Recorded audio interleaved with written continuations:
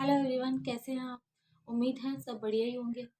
आज हम जिस टॉपिक पर चर्चा करेंगे, ऐसी समस्या मेरे कई कॉम्पिटिटिव एग्जाम दे रहे साथियों के साथ या फिर पढ़ाई करने वाले स्टूडेंट्स के साथ अक्सर आती होगी।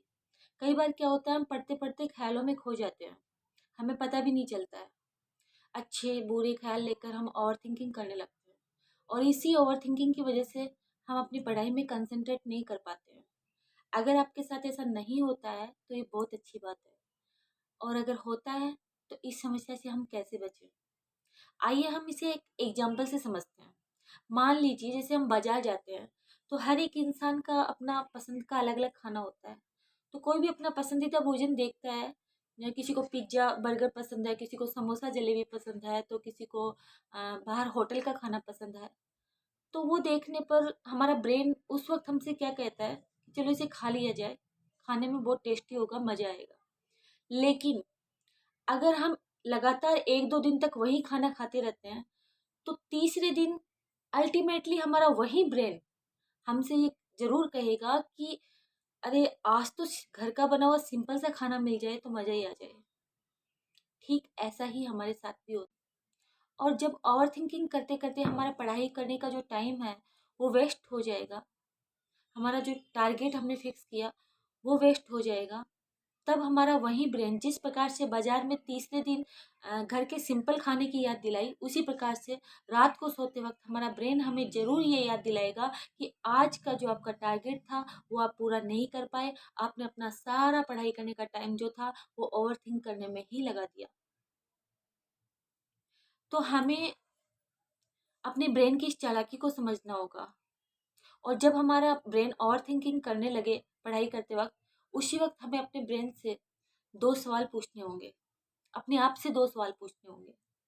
पहला, कि इस ओवरथिंकिंग का रिजल्ट क्या है, और दूसरा, क्या ओवरथिंक करने से मेरी लाइफ का जो पर्पज है वो फुलफिल हो रहा है।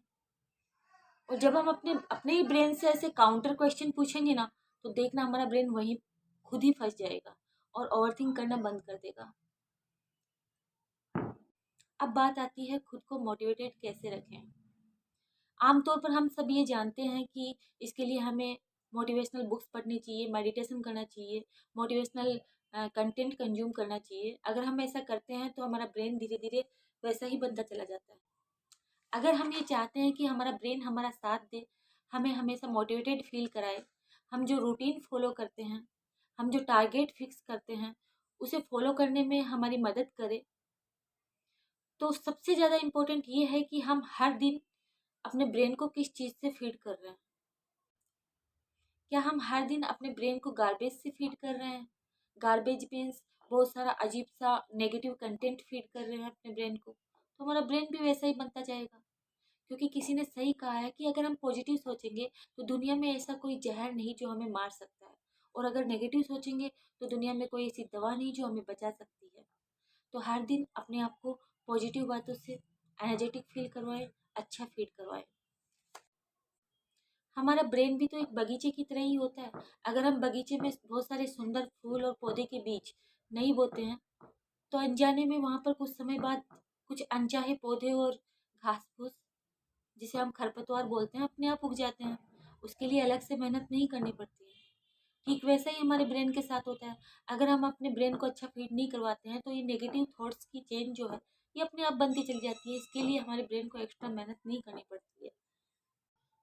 तो मिलते हैं नेक्स्ट टॉपिक में नेक्स्ट व्लॉग के साथ। धन्यवाद।